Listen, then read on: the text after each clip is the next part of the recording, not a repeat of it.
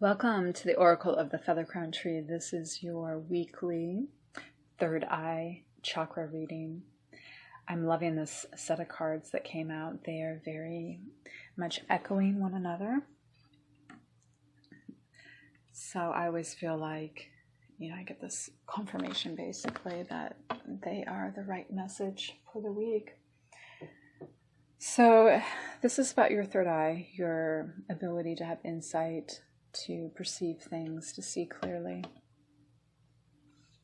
And I see that you are seeing very clearly, and that anything that may be trying to obscure your view is being pushed out of the way so that it will not infiltrate your vision, your field of vision.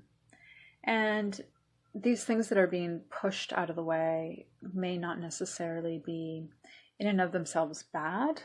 I'm not getting this sense of anything that feels wrong. It's just they may be pesky or unnecessary to what you're doing, or not bringing you insight. They just may have no purpose to serve you. So you are completely able, without extra help, to have the insight that you need generated from within.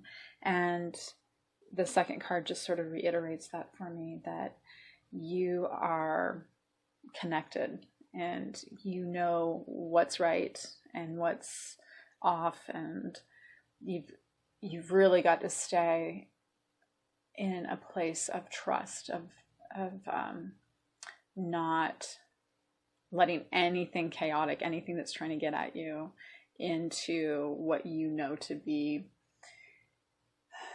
I don't want to say like the truth, but just reality in a way. Like it's bigger than the truth. It's what really is. So that's great to see. So I think I had stated earlier in the week that your heart chakra seemed in a really great place, and I'm also seeing that for your third eye this week too. So those are two very supportive, high functioning energy zones for you to utilize throughout the week.